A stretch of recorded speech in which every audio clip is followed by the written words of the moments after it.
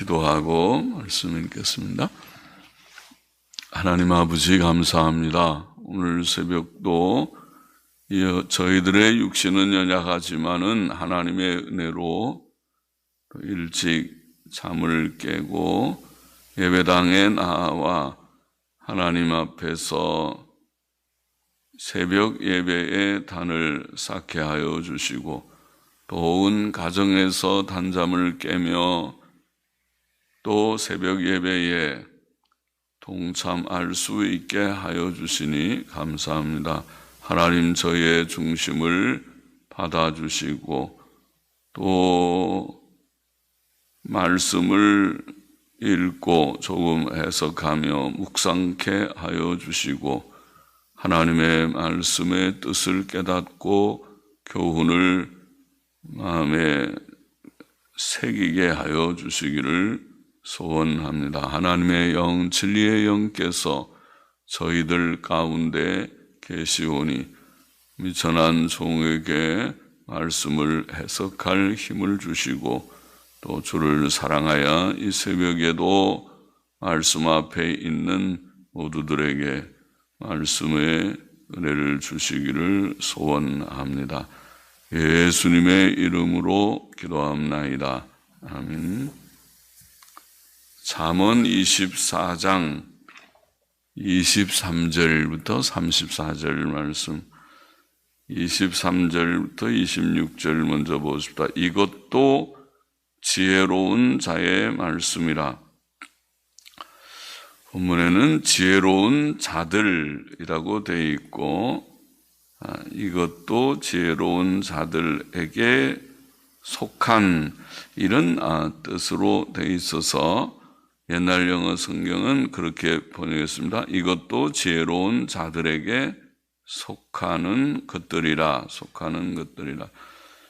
전부 이 말씀도 솔로몬이 하나님의 감동 가운데 쓴 것이라고 보이고 지혜로운 자들, 우리가 지혜로운 자들이 받아야 할 말씀, 지혜로운 자들에게 교훈이 되는 말씀이다. 그런 뜻이라고 보입니다. 이것도 지혜로운 자의 말씀, 우리는 그렇게 번역했습니다. 그러나 지혜로운 자들에게 속하는 것들, 옛날 영어 성경은 그렇게 번역했습니다. 재판할 때에 낯을 보아주는 것이 옳지 못하니, 원문에는 그냥 좋지 못하니, 낯을 보아주는 것이 좋지 못하니라. 무릇 악인더러 옳다 하는 자는 백성에게 저주를 받을 것이요 국민에게 미움을 받으려니와 오직 그를 견책하는 자는 기쁨을 얻을 것이요 또 좋은 복을 받으리라. 적당한 말로 대답함은 입맞춤과 같으니라. 적당한 말로 대답함은 입맞춤과 같으니라. 자, 모든 사람, 옛날 영어 성경을 보면 모든 사람은, 물론 원문에 모든이라는 말은 없지만은 모든 사람은 뜻을 새겨서 모든 사람은 바른 말로 대답하는 자의 입술에 입맞추리라. 그렇게 번역했습니다. 바른 말로 앞에 지금 말하는 바르게 판단하는 그런 재판하는 말을 말하죠. 모든 사람은 바른 말로 대답하는 자의 입술에 입맞추리라. 판사가 재판할 때에 피고의 낯을 보아 바르지 않은 판결을 내리는 것은 좋지 않습니다. 재판할 때 낯을 보아주는 것은 좋지 않다. 모든 것을 공명정대하게 판단해야 된다는 말이죠. 그는 옳은 말씀이죠. 출애굽기 23장 2절 3절에 보면 재판에 관해서 이런 말씀이 있죠. 다수를 따라 악을 행하지 말며. 옛날에도 다수결이 있었는지는 몰라도 다수의 사람들, 옛날부터 있었겠죠. 여러 사람들의 의견이 모든 그 사회의 주된 그 일이 판단이 되겠죠. 그런데 다수를 따라 악을 행하는 일이 있었던 것이죠. 그래서 그렇게 하지 말아라. 다수도 잘못될 수 있죠. 만일 그 다수결에 의했다면 이스라엘 백성들은 모세를 배척하고 대표를 뽑아서 다시 애굽으로 돌아갔겠죠. 가데스 바네아에서 12정탐꾼을 보냈을 때 다수결에 의하면 그들은 하나님의 뜻을 거역했습니다. 그러나 그것은 하나님의 명백한 뜻에 대한 도전이었습니다. 다수를 따라 악을 행하지 말며 송사에 다수를 따라 부정당한 증거를 하지 말며 다수를 따라 그랬고 가난한 자의 송사라고 편벽되이 두어하지 말지니라. 그런 말씀도 거기에 되어 있습니다. 그러니까 부자든 가난한 자든 편견을 가지고 부자는 다 나쁘다, 가난한 사람은 다 좋다, 그거 아니잖아요. 가난한 사람도 도둑질하면 도둑질은 죄니까 벌을 받아야 되지, 가난이 변명이나 그것을 죄를 면제시키는 일이 되지는 않습니다.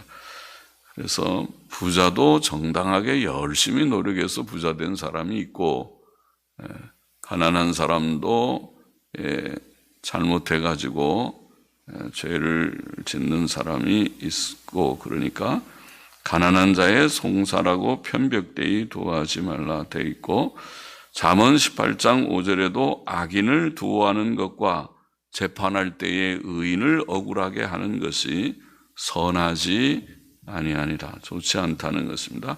악인을 두어하지 말고 또 의인을 억울하게 하지 말고 공명정대하게 하라는 것입니다. 그것이 바른 재판이죠.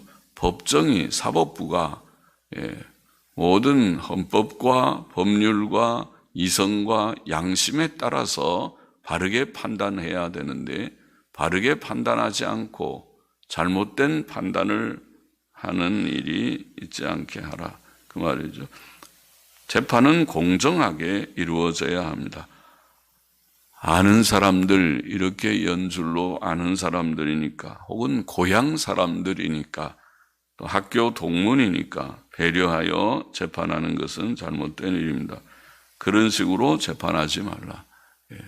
너 편, 내 편, 그런 걸 가리지 말고 모두가 다 하나님 앞에서 올바르게 판단을 받고, 잘못이 있으면 벌을 받고 또 잘못이 없으면 없다는 것이 또 증거가 되고, 그렇게 해야 될 것이다.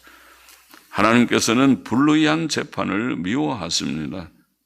잠언 17장 15절에 보면 악인을 의롭다 하며 의인을 악하다 하는 이 두 자는, 악인을 의롭다고 하고 의인을 악하다고 하고, 참 재판이 아주 잘못된 것이죠. 이 두 자는 다 여호와의 미워하심을 입느니라. 잠언 28장 4절에는 율법을 버린 자는 악인을 칭찬하나 율법을 지키는 자는 악인을 대적하느니라. 그러겠죠. 율법을 버린 자만이 악인을 칭찬합니다. 악한데도 그 사람 악하지 않고 괜찮다고 말하는 사람은 그 사람의 마음에 율법의 기준을 저버렸습니다. 그렇지 않고서야 어떻게 그 악인이 의인으로 보입니까? 또 율법을 정말 지키면 악인을 대적하게 되는 것이 맞지. 사람들도 불의한 재판을 미워합니다. 하나님만 미워하시는 것이 아니고 사람도 미워합니다. 사람은 이성과 양심이 있어서 사물의 옳고 그름을 어느 정도 분별하고 판단합니다. 그래서 민심은 천심이다, 그런 말도 하는 것은 사실입니다. 하나님의 명백한 뜻에 어긋나는 것이 아니라면 보통은 도덕성은 민심에 반영되고 있습니다. 사람들이 잘 알아요. 교회도 마찬가지죠. 교회 교인들은 각 성도의 사람의 됨됨이, 그 사람의 도덕성의 정도를 어느 정도 압니다. 그래서 민심이 중요하고 사람들의 판단이, 그것이 중요합니다. 그러므로 악인을 옳다고 하면 사람들의 저주와 미움을 받을 것이며 악인을 책망하면 기쁨과 복을 얻을 것이다. 그렇게 본문에 말씀하고 있는 것입니다. 국민에게 미움을 받으려니와 오직 그를 견책하는 자는 기쁨을 얻을 것이다. 악인을 옳다고 하면 백성에게 저주를 받을 것이고 국민에게 미움을 받을 것이나 그를 견책하는 자는 기쁨을 얻을 것이요 좋은 복을 받으리라. 그렇게 말씀한 것입니다. 그리고 26절은 우리가 번역한 대로 옛날 영어 성경처럼 바른 말로 대답하는 자가 사람들에게 사랑을 받을 것이라는 뜻이라고 보입니다. 27절 넘어가 보십시다. 내 일을 밖에서 다스리며 밭에서 예비하고 그 후에 내 집을 세울지니라. 요즘에는 가정에서 집안일과 집 밖의 일의 구분이 흐려지는 경향이 있지만은 여자들도 또 능력이 있어서 밖에 나가서 많은 일들을 하고 또 어떤 남자들은 집에서 집안일을 하는 그런 남자들도 생기는 시대가 됐지만은 하나님의 본래의 뜻은 남자는 집 밖의 일을 하고 여자는 집 안의 일을 하는 것이라고 생각됩니다. 잠언 31장 23절에 보면 현숙한 아내의 남편은 그 땅의 장로로 더불어 성문에 앉는다. 그런 표현이 있죠. 그러니까 남편은 바깥 일을 보는 것이 성문에 앉아서 그런 사회의 문제들을 의논하고 누군가가 또 바깥 일을 해야 되지 않습니까? 그렇죠? 우리가 오늘날에도 군대에 나가서 국방의 의무를 하는 젊은 우리 청년 남자들이 필요하고 또 각계각층에서 또 활동하는 그런 인물들이 필요합니다. 잠언 31장 27절에 보면 현숙한 아내는 그 집안일을 보살피고 이런 표현이 있죠. 집안일을 보살피고 바깥 일은 남편들이 주로 하였고 또 집안일은 아내들이 하였다. 그렇게 성경은 증거하고 보이고 있죠. 현숙한 아내는 그 집안일을 보살피고 게을리 얻은 양식을 먹지 아니하나니.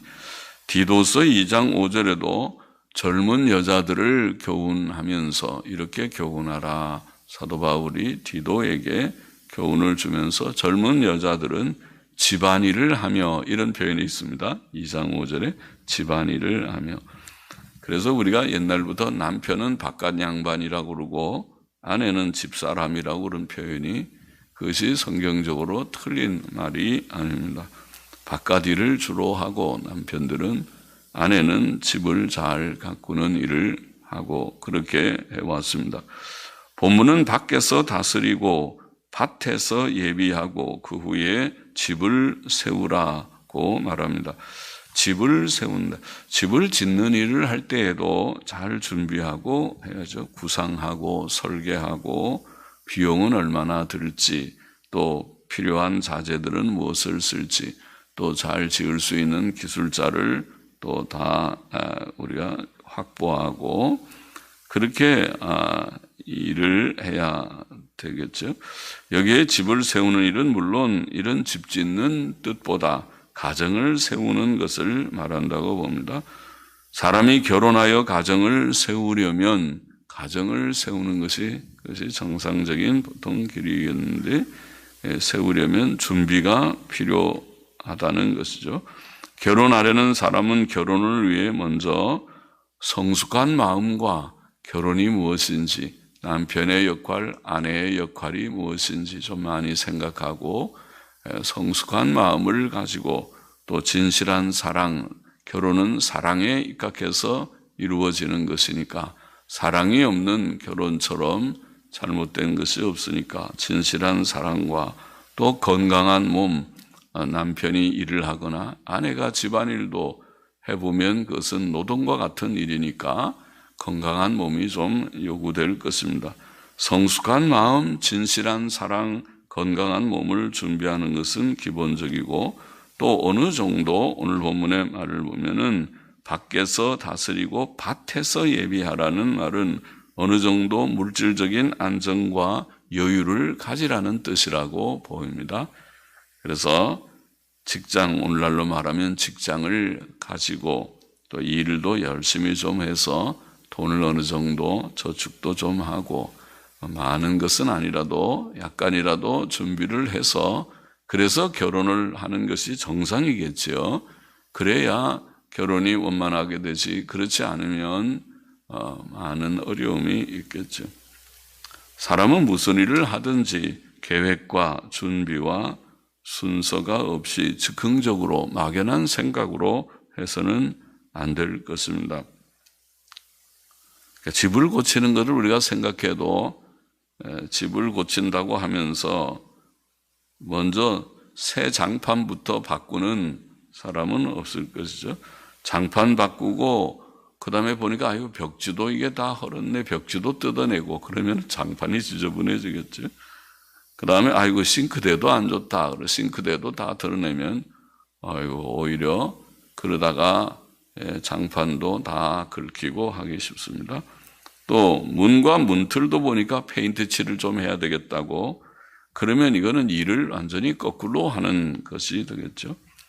그렇게 할 바에는 먼저 좀 많이 생각하고 준비했다면 먼저 낡은 장판과 벽지를 뜯어내고 그 다음에 문과 문틀에다가 페인트 칠부터 먼저 좀 하고 그 다음에 새 벽지를 잘 바르고 그리고 싱크대 고치고 그리고 맨 마지막에 새 장판을 깔았다면 좋았을 것입니다.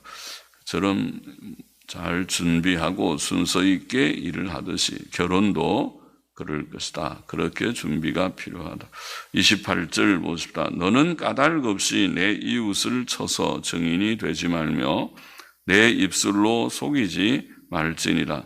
너는 그가 내게 행함같이 나도 그에게 행하여 그 행한 대로 갚겠다 말하지 말지니라.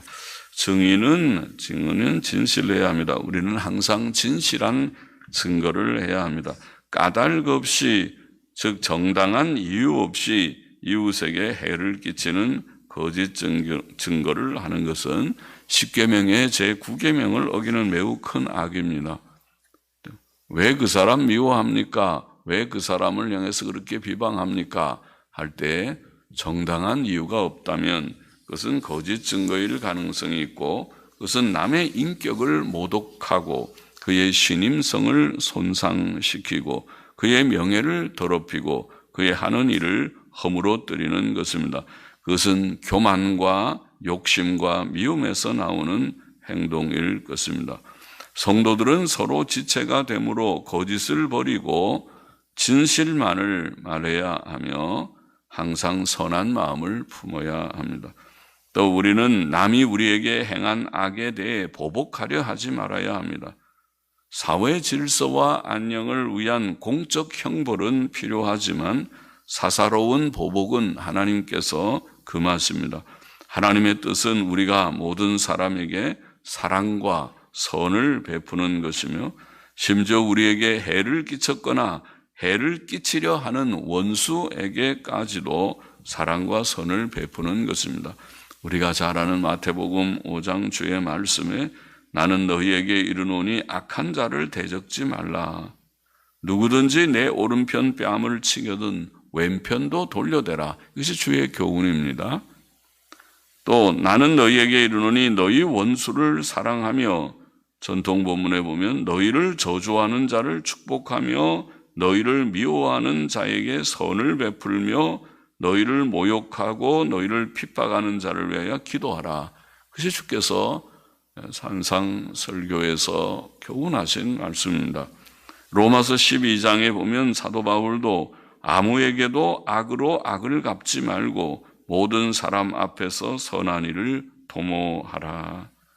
내 원수가 줄이거든 먹이고 목마르거든 마시우라. 그리함으로 네가 숯불을 그 머리에 쌓아 놓으리라. 그렇게 교훈했죠.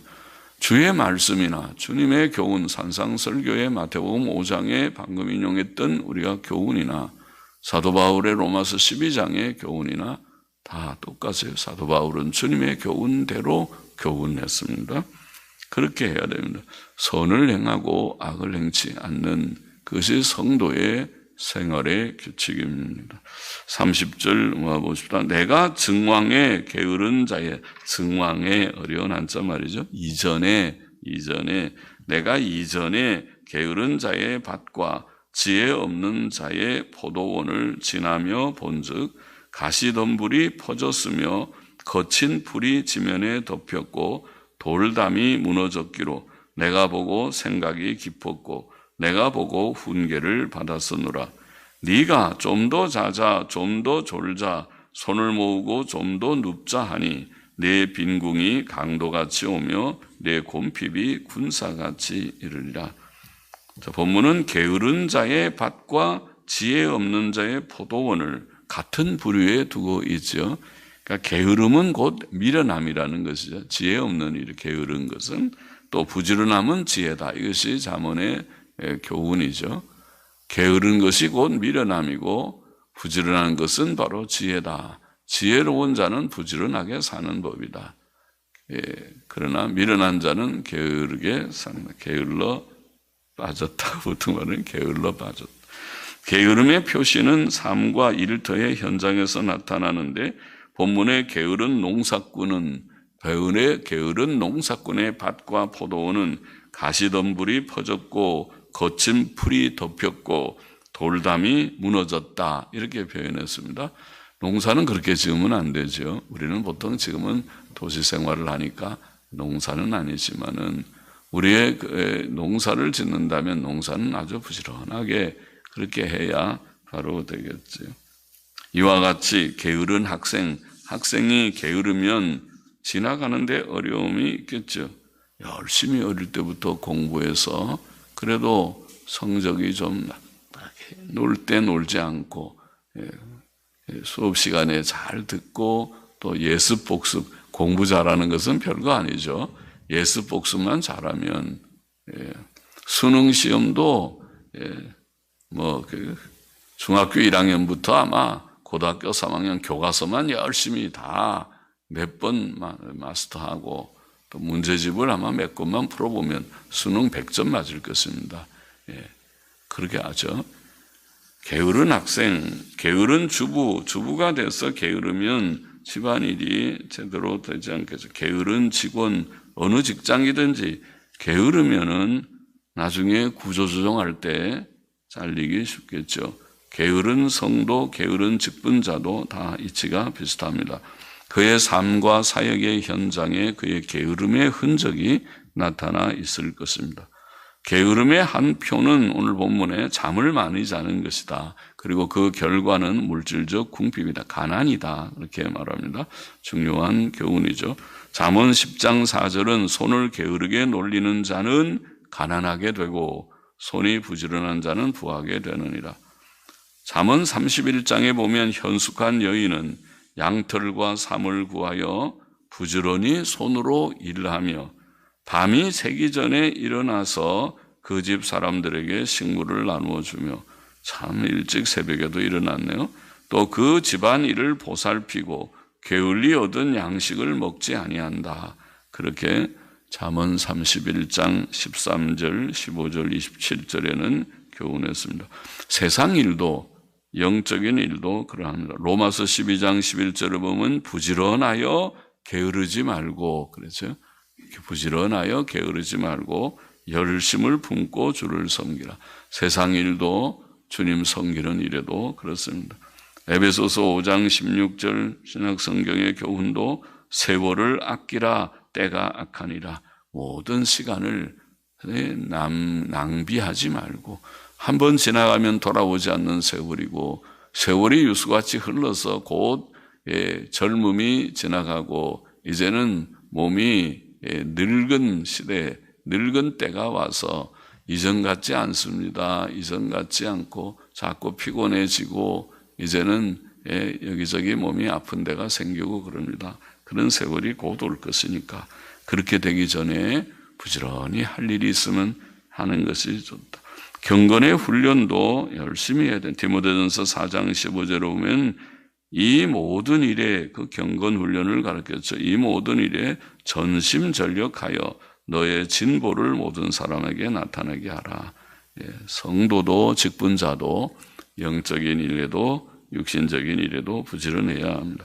본문의 교훈을 다시 정리해 보면 첫째로 재판관은 재판할 때 사람의 낯을 보지 말고 공평하게 해야 하며 선과 악을 공의로 판단하고 선을 칭찬하고 악을 책망해야 하고 악을 행한 자에게 바른 말로 책망하고 권면할 수 있어야 하겠습니다. 좋은 재판관은 그렇죠. 재판하면서 악인에 대해서 피고에 대해서 아주 교훈을 따끔하게 주더라고요. 이렇고 이러니 이런 것이 아니요 하고 따끔하게 지적을 하죠. 그런 사람은 하나님과 사람의 인정과 사랑을 입을 것입니다. 둘째로 사람은 무슨 일을 하든지 계획을 세우고 필요한 것들을 준비한 후에 해야 한다. 집을 짓는 일도 사업을 하는 일도 그렇게 잘 계획하고 준비하고 하면 실패가 적지만은 그렇지 않고 즉흥적으로 하면 실패 연발이겠지. 실수 연발입니다. 특히 젊은이는 가정을 세우려 할 때에 가정이 무엇인지 결혼이 무엇인지 좀 생각하고 공부를 할 필요가 있습니다. 그래서 정신적인 준비, 몸의 건강의 준비, 경제적인 준비도 어느 정도 하고 그렇게 하는 것이 옳은 일이죠. 그러면 고생을 좀 덜 하겠죠.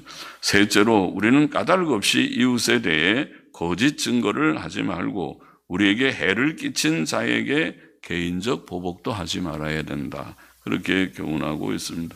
모든 사람에게 선하게만 해요. 선하고 진실하게만 살고 우리에게 악을 행하는 자들에 대해서도 원수들까지도 사랑하고 선을 베풀라. 그것이 성경의 교훈임을 기억해야 하고 마지막 넷째로 우리는 자기 일에 게으르지 말아야 된다.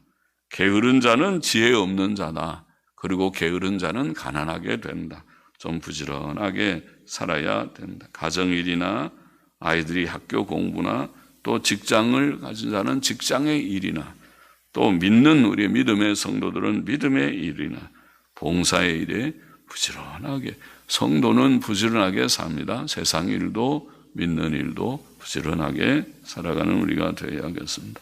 기도하십시다. 하나님 아버지 성경이 가르친 대로 항상 공의롭게 정직하게 선하게 살아가게 하여 주시고 지혜를 주셔서 범사에 잘 준비하며 또 행하게 하여 주시고 또 주님 우리가 끝까지 선을 행하고 원수를 갚지 않는 자들이 되고 또 범사에 부지런한 삶을 주께서 교훈하셨사오니 이 모든 교훈들을 마음에 늘 새기고 우리의 삶에서 좋은 사람들, 지혜로운 사람들, 주님 선한 사람들, 또 부지런한 사람들, 늘 성공적인 승리하는 삶을 사는 자들이 되게 하여 주시기를 소원합니다. 감사하며 헌금하는 시민도 받으시기를 원하며 예수 그리스도의 이름으로 기도합나이다. 아멘. 아멘.